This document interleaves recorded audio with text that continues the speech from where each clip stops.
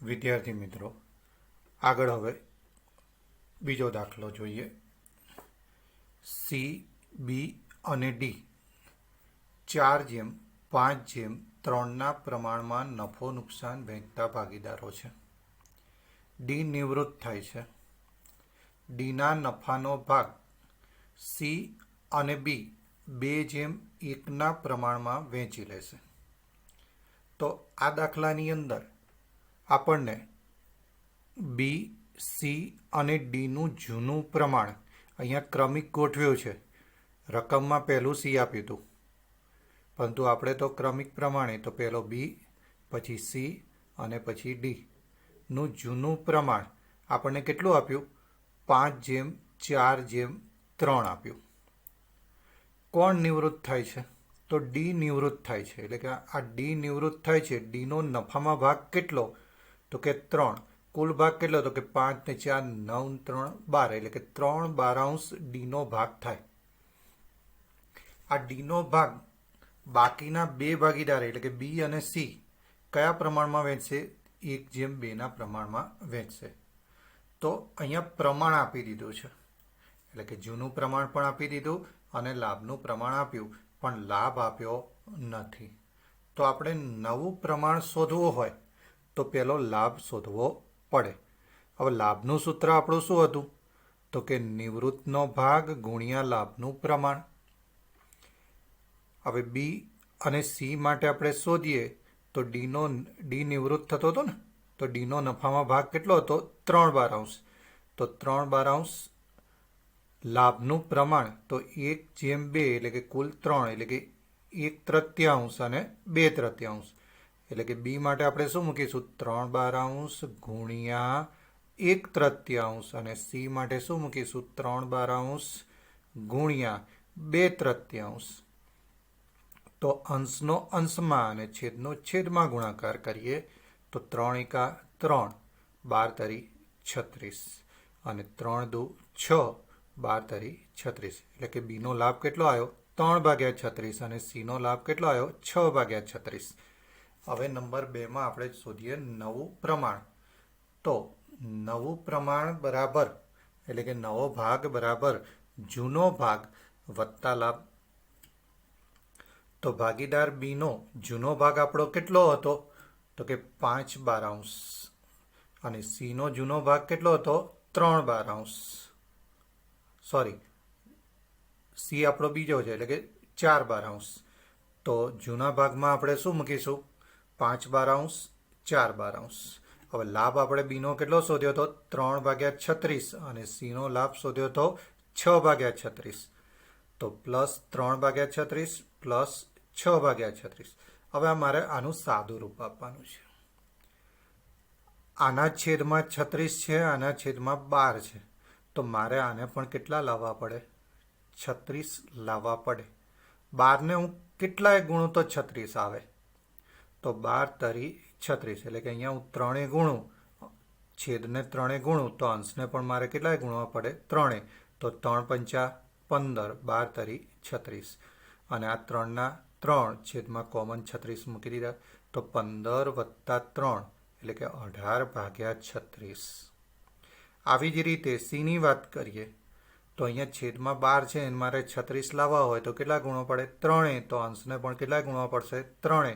તો 4 તરી 12, એટલે કે 12 અને અહીંયા 6ના 6, તો 12 + 6/36, એટલે કે 18/36. તો આપણું નવું પ્રમાણ શું આવ્યું? 18:18. ભાગ ચલાવીએ તો 18 એકા 18, એટલે કે 1:1 આપણું શું કહેવાશે? નવું પ્રમાણ. તો આ દાખલાની અંદર તમને જૂનું પ્રમાણ પણ આપી દીધું હતું, લાભનું પ્રમાણ આપ્યું હતું. તો એની ઉપરથી સૌથી પહેલાં આપણે શું શોધ્યો? લાભ શોધ્યો અને પછી નવું પ્રમાણ શોધ્યું. આગળ બીજો દાખલો.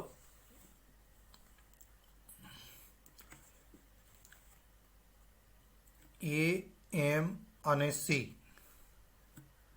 3:5:2ના પ્રમાણમાં નફો નુકસાન વહેંચતા ભાગીદારો છે. એમ નિવૃત્ત થાય છે. એમના નફાનો ભાગ સીને મળશે. એટલે કે અહીંયા તમને જૂનું પ્રમાણ આપી દીધું, એમ નિવૃત્ત થાય છે તો એમનો નફાનો ભાગ કેટલો કહેવાશે? 5/10. આ 5/10 કોને મળે છે? તો કે સીને મળે છે, એટલે કે એને કોઈ લાભ થતો નથી. તો અહીંયા આપણે જોઈએ કે એએમસીનું જૂનું પ્રમાણ કેટલું હતું? 3/5/2. એમ નિવૃત્ત થાય છે, એમનો નફામાં ભાગ કેટલો કહેવાશે? 5/10. સીને લાભ મળે છે 5/10, એને લાભ મળતો નથી. તો અહીંયા હવે સીધું લાભ આપી જ દીધો હતો, તો નવું પ્રમાણ જ શોધવાનું રહેશે. તો નવું પ્રમાણ એટલે કે નવો ભાગ બરાબર જૂનો ભાગ વત્તા લાભ. તો એનો જૂનો ભાગ હતો કેટલો? તો કે 3/10. સીનો જૂનો ભાગ કેટલો હતો? 2/10. તો 3/2/. એને કોઈ લાભ મળતો નથી એટલે કે 0, અને સીને મળે છે 5/10, તો +5/10. હવે 3/10 કોઈ ઉમેરો થતો નથી એટલે કે એની એ જ રકમ આવશે. અહીંયા 2/10 અને 5/10 બંનેમાં છેદમાં 10 છે, તો સીધો સરવાળો જ થશે. 2 અને 5 7/10. આથી આપણું નવું પ્રમાણ શું આવશે? 3/7. ઓકે, અહીંયા ભાગ કોઈ ચાલતો નથી. જો ભાગ ચાલતો હોય તો ભાગ આગળ ચલાવવાનો.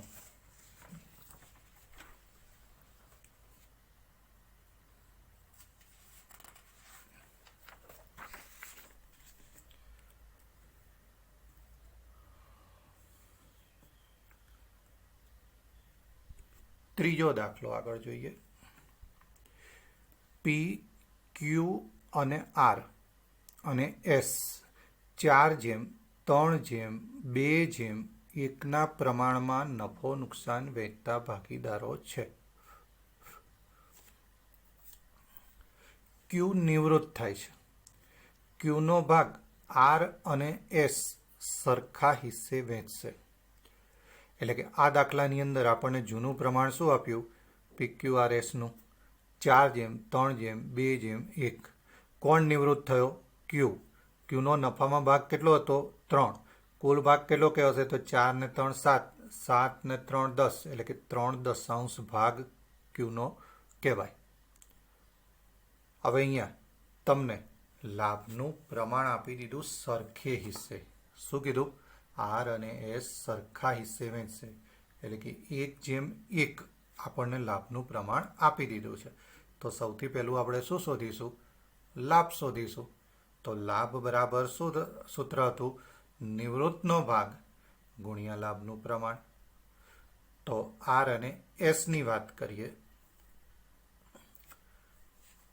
તો નિવૃત્તનો ભાગ હતો 3/10, લાભનું પ્રમાણ હતું સરખે હિસ્સે, એટલે કે 1/1, 1/2, 1/2, તો 3/10 ગુણ્યા 1/2, તો 3/20. સેમ પોઝિશન એસમાં પણ 3/10 ગુણ્યા 1/2 બરાબર 3/20, એટલે કે અહીંયા લાભ મળી ગયો. તો હવે નવો ભાગ શોધીશું. નવા ભાગનું સૂત્ર શું હતું આપણું? તો કે નવું પ્રમાણ બરાબર જૂનું પ્રમાણ વત્તા લાભ. તો નવો ભાગ કોનો શોધીશું? તો પી, આર અને એસ. ક્યુ હવે નીકળી જશે. તો જૂના ભાગની અંદર આપણે પ્રમાણ શું હતું પીનું? તો કે 4/10. આરનું શું હતું? 2/10. અને એસનું કેટલું હતું? 1/10. અહીંયા લાભ આર અને એસને જ મળે છે, પીને કોઈ લાભ થતો નથી. તો 4/10 વત્તા 0, 2/10 વત્તા 3/20 અને 1/10 વત્તા 3/20. તો આ 4/10 4/10. અહીંયા 2/10 અને 3/20 છે, એટલે કે છેદમાં મારે અહીંયા 20 લાવવા પડે. મારે અહીંયા 20 લાવવા હોય તો કેટલાય ગુણવા પડે? 2. તો અંશને પણ કેટલાય ગુણીશ? 2. તો 2 × 4 અને 3 × 3, તો 4 વત્તા 3/20, એટલે કે 7/20. 1/10 વત્તા 3/20, તો અહીંયા પણ મારે 20 લાવવા માટે 2 ગુણવા પડે. તો 2 × 2, 2 વત્તા 3/20, એટલે કે 5/20. હવે આ બંનેના છેદમાં 20 આવે છે, જ્યારે આના છેદમાં કેટલા હતા 10, તો આને પણ 20 લાવવા હોય તો મારે કેટલાય ગુણવા પડે 2, તો 4 દુ 8 અને 10 દુ 20, તો આપણું નવું પ્રમાણ શું બનશે 8:7:5. ઓકે, ભાગ ચાલતો હોય તો જ આગળ ચલાવવાનો, ન ચાલતો હોય તો ત્યાં જ આપણે શું કરી દેવાનું અટકી જવાનું. એ પછી આગળ દાખલો એમ એન અને ઓ અને પી 5:3:2:2 પ્રમાણમાં નફો નુકસાન વહેંચતા ભાગીદારો છે. એન અને પી નિવૃત્ત થાય છે. એનનો ભાગ ઓને અને પીનો ભાગ એમને મળશે. એટલે કે આ દાખલાની અંદર કુલ 4 ભાગીદાર હતા, એ 4માંથી 2 ભાગીદારો શું થઈ જાય છે નિવૃત્ત થાય છે. કયા 2 નિવૃત્ત થાય છે એન અને પી. હવે આ એનનો ભાગ તો આપણું જૂનું પ્રમાણ શું હતું 5:3:2:2, એટલે 5 ને 3 8, 8 ને 2 10 ને 2 12. હવે પહેલો એન નિવૃત્ત થયો તો એનનો નફામાં ભાગ કેટલો કહેવાશે 3/12, અને બીજો કોણ નિવૃત્ત થયો પી, તો પીનો 2/12. હવે આ એનનો ભાગ ઓને મળે છે, તો એનનો ભાગ 3/12 ભાગ ઓને, જ્યારે પીનો 2/12 ભાગ કોને મળે છે એમને મળે છે. તો આ બંને ઉપરથી આપણે લાભનું પ્રમાણ શોધવું હોય તો બંનેમાં છેદમાં 12 છે, એટલે કે 3:2. અહીંયા લાભનું પ્રમાણ કેટલું આપી દીધું 3:2 આપી જ દીધું છે. તો આપણે હવે સીધું શું શોધવાનું રહેશે નવું પ્રમાણ.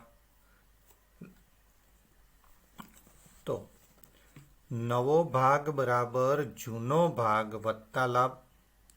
હવે બાકી ભાગીદારો કોણ રહ્યા તો એમ અને ઓ જ બાકી રહ્યા. હવે એમનો જૂનો ભાગ કેટલો હતો તો કે 5/12. ઓનો જૂનો ભાગ કેટલો હતો તો કે 2/12. તો 5/12 2/12. હવે લાભ કેટલો હતો તો એમને કેટલો મળ્યો હતો 2/12 અને ઓને કેટલો મળ્યો હતો 3/12. તો 5/12 વત્તા 2/12 7/12, અને 2/12 વત્તા 3/12 તો 5/12. એટલે કે આપણું નવું પ્રમાણ કેટલું આવશે 7:5.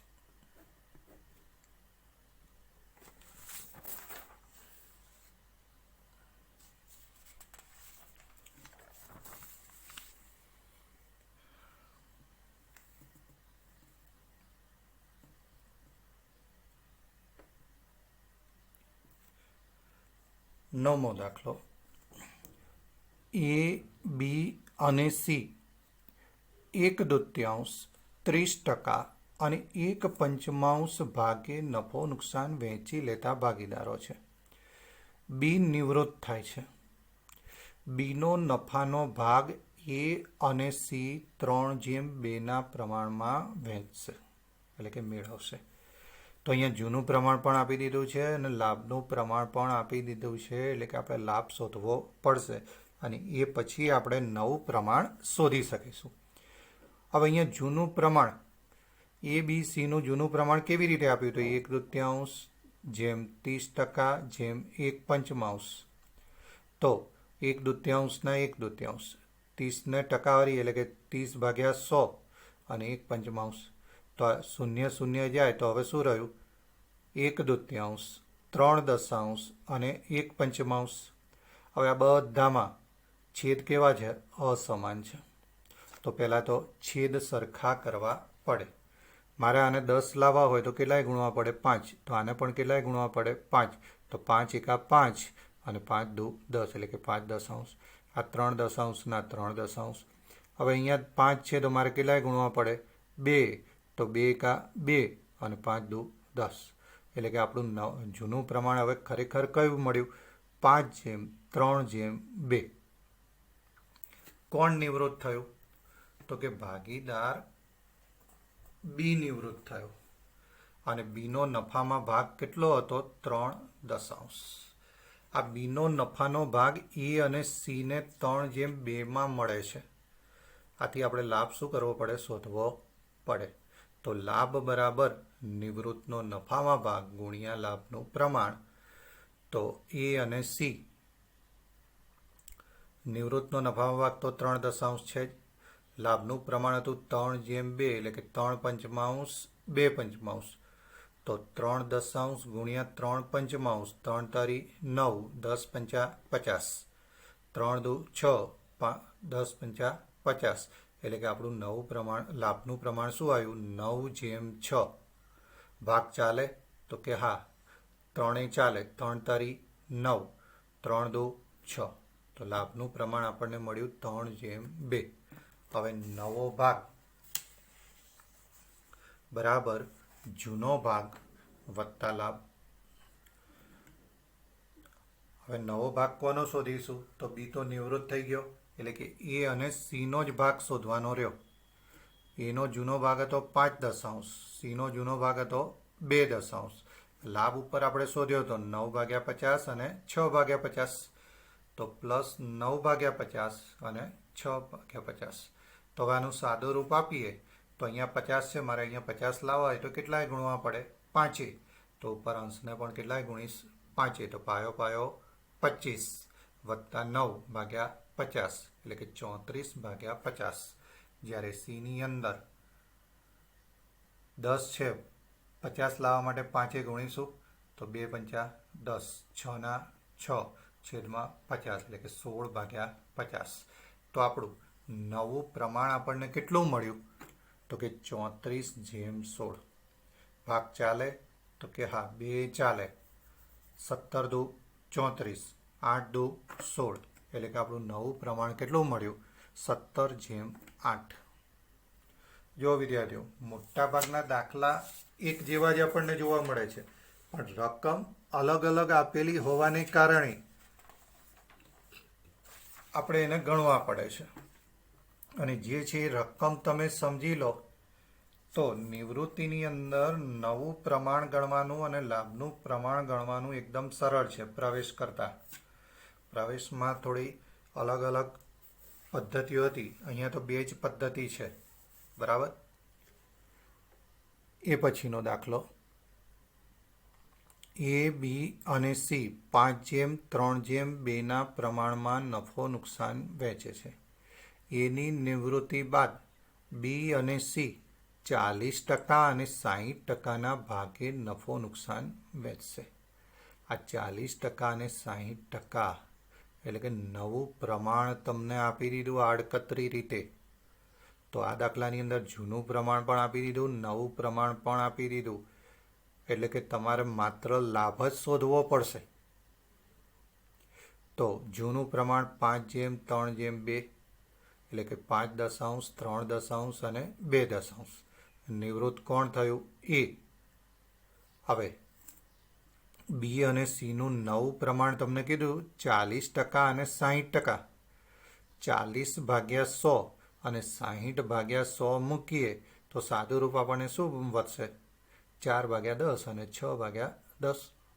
એટલે કે આપણું પ્રમાણ શું આવ્યું? 4/6. ભાગ ચાલે તો કે હા, 2 ભાગ ચાલે. 2 દુ 4, 3 દુ 6. એટલે કે નવું પ્રમાણ આપણને કેટલું મળ્યું? 2/3. તો હવે સીધો લાભ શોધી કાઢીશું. લાભ બરાબર નવો ભાગ માઇનસ જૂનો ભાગ. બી અને સી, નવો ભાગ કેટલો હતો? 2 પંચમાંશ 3 પંચમાંશ. જૂનો ભાગ કેટલો હતો? 3.2. તો હવે છેદમાં અહીંયા 5 છે અને અહીંયા 10 છે, તો ગુણાકાર કરી દઈશું. 5×50. હવે ચોકડી ગુણાકાર. 10 દુ 20, 5 તારી 15. 20માંથી 15 જાય તો 5/50. અને સીમાં 5×50, 10 તારી 30, 5 દુ 10. એટલે 10માંથી 30 જાય તો 20/50. તો 4 ઓકે. તો આપણું નવું પ્રમાણ શું આવ્યું? લાભનું પ્રમાણ શું આવ્યું? તો 5 અને 20. તો 5/20. ભાગ ચાલે તો કે હા, 5×1 5, 5 ચોક 20. એટલે કે 1/4 આપણું શું કહેવાશે? લાભનું પ્રમાણ.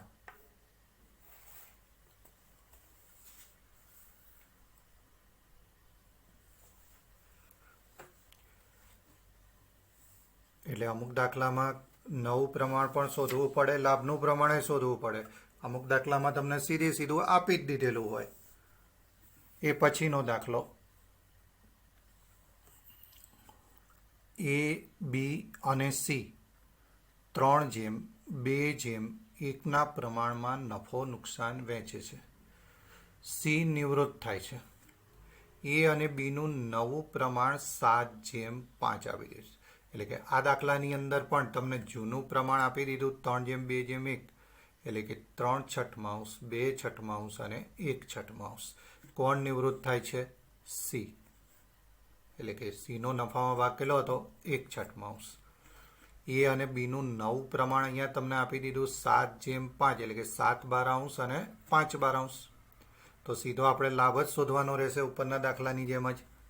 તો લાભ બરાબર નવો ભાગ માઇનસ જૂનો ભાગ. તો નવો ભાગ 7/12 અને 5/12. જૂનો ભાગ હતો 3/6 અને 2/6.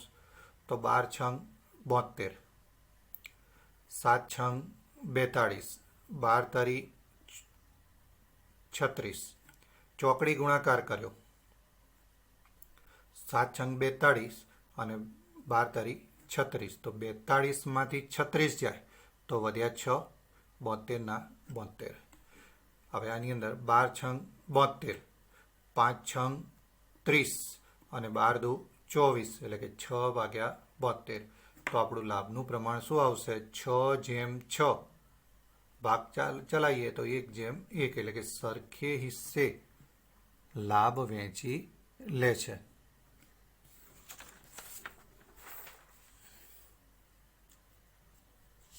તો નવું પ્રમાણ અને લાભનું પ્રમાણ શોધવાનો એક છેલ્લો દાખલો જોઈ લઈએ. ત્યાર પછી આપણે પાઘડીની વાત કરીશું. તો A, B અને C 4:5:1 પ્રમાણમાં નફો નુકસાન વહેંચતા ભાગીદારો છે. બીની નિવૃત્તિ વખતે નીચે મુજબ પાઘડીની આમ નોંધ કરવામાં આવી છે. એના મૂડી ખાતે ઉધાર 6,000, સીના મૂડી ખાતે ઉધાર 4,000, તે બીના મૂડી ખાતે 10,000. હવે અહીંયા આ દાખલાની અંદર તમને જૂનું પ્રમાણ આપી દીધું 4:5:10, એટલે કે 4 દશાંશ, 5 દશાંશ અને 1 દશાંશ. કોણ નિવૃત્ત થયો? B. એટલે કે 5 દશાંશ ભાગ. નિવૃત્તનો નફામાં ભાગ કેટલો હશે? 5 દશાંશ. હવે અહીંયા આમનોંધ જે લખી છે એ આમનોંધ ઉપરથી એટલો ખ્યાલ આવે કે બી નિવૃત્ત થતો હતો, આથી એને જમા કર્યો છે, અને એ અને સી લાભ લેનાર છે. નિવૃત્તિના ચેપ્ટરમાં હંમેશા નિવૃત્ત ભાગીદાર ત્યાગ કરે, જ્યારે બાકીના બે ભાગીદારો લાભ મેળવે.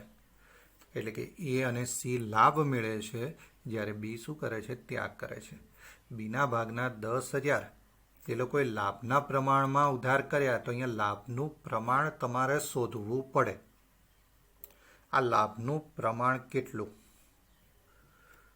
તો એને 6,000 મળ્યા. કેટલામાંથી? 10,000માંથી. તો 6,000 ભાગ્યા 10,000 કરીએ તો આપણને કેટલા મળે? તો કોમન 3 શૂન્ય નીકળી જાય, એટલે કે આપણને 6/10 વધે. એવી જ રીતે ભાગીદાર સીને 4,000 શેમાંથી? તો 10,000 પૈકી મળ્યા. તો 4,000 ભાગ્યા 10,000 કરીએ તો આપણને એનું લાભનું ભાગ મળી જાય, તો 4 દશાંશ. એટલે કે આમનોંધ પરથી નક્કી થાય કે એને બીના હિસ્સાનો 6 દશાંશ ભાગ, જ્યારે સીને બીના હિસ્સાનો 4 દશાંશ ભાગ મળ્યો છે. આથી એ અને સીનું લાભનું પ્રમાણ આપણને કેટલું? તો 6:4. કયું પ્રમાણ આવે? 6:4. ભાગ ચલાવીએ તો 3:2. તો અહીંયા લાભનું પ્રમાણ તમને કઈ રીતે મળ્યું? તો આમનોંધ ઉપરથી મળ્યું. એટલે કે આ દાખલાની અંદર જૂનું પ્રમાણ પણ આપી દીધું છે અને લાભનું પ્રમાણ પણ આપી દીધું છે. તો સૌથી પહેલાં આપણે શું શોધવું પડશે? લાભ શોધવો પડે. તો લાભનું સૂત્ર શું હતું? લાભ બરાબર નિવૃત્તનો નફામાં ભાગ ગુણ્યા લાભનું પ્રમાણ. તો બી નિવૃત્ત થયો તો લાભ કોનો શોધીશું? એ અને સીનો. એનો લાભ બરાબર 5/10, કારણ કે બીનો નફામાં ભાગ કેટલો હતો? 5/10 ગુણ્યા 3/5, કારણ કે 3/2 હતું ને. જો 6/4 લેતા હોય તો 6/10 લેવાના. ઓકે. તો હવે અંશનો અંશમાં ગુણાકાર, 5×3 = 15, 10×5 = 50, એટલે કે 15/50. અને સીમાં 5/10 ગુણ્યા 2/5, તો અંશમાં 10 અને છેદમાં 50, એટલે કે એનો લાભ કેટલો આવ્યો? 15/50. સીનો લાભ કેટલો આવ્યો? 10/50. તો હવે નવો ભાગ શોધીએ.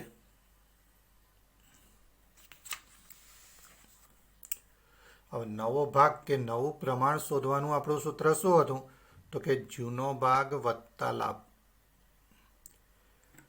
જૂનો ભાગ એનો કેટલો હતો? તો કે 4/10. સીનો કેટલો હતો? 1/10. તો 4/1/10. લાભ કેટલો શોધ્યો હતો એનો? તો કે 15/50. અને સીનો 10/50. તો +15/50 અને +10/50. હવે આનું સાદું રૂપ આપીએ તો 50 કોમન લઈશું. તો આને મારે 50 લાવવા હોય તો કેટલાય ગુણીશ? 5.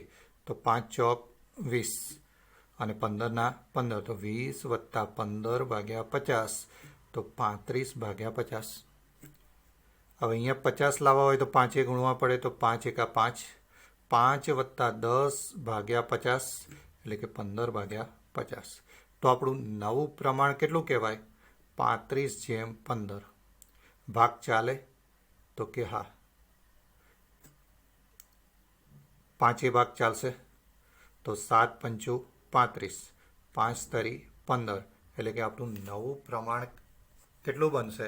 7/3. તો નિવૃત્તિની અંદર જે પણ દાખલા આપણા છે, લાભનું પ્રમાણ શોધવાનું હોય, નવું પ્રમાણ શોધવાનું હોય, તો મોટા ભાગના દાખલા મેં તમને કરાવી દીધા. હવે આની ઉપરથી તમારે પ્રેક્ટિસ કરવાની રહેશે. પ્રેક્ટિસના અંતે જે દાખલામાં તકલીફ પડે તો એ દાખલા તમારે મને વોટ્સઅપ કરીને મોકલી આપવાના, અને હું તમને એનો રિપ્લાય આપીશ. બરાબર છે? જેટલું શક્ય બને એટલો ઝડપથી આપણે રિપ્લાય આપી દઈશું. પણ બાય ચાન્સ કદાચ લેટ થાય તો રિપ્લાય તો તમને મળશે.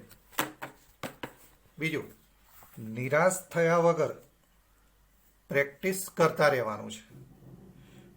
પ્રવેશ અને નિવૃત્તિ દાખલા ઘણા મોટા 8-8 માર્ક્સના આપણને વિભાગ એની અંદર પૂછાય છે. તો આપણે એની પ્રેક્ટિસ તો કરવી જ પડશે. અને પૂરેપૂરા 8 ના 8 16 માર્ક્સ આપણે લેવાના છે એમાંથી.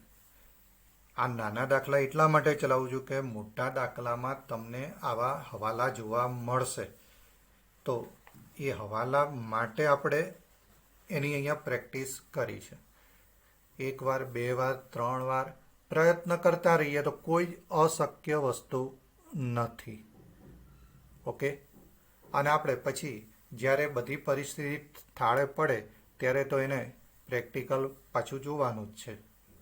બાય.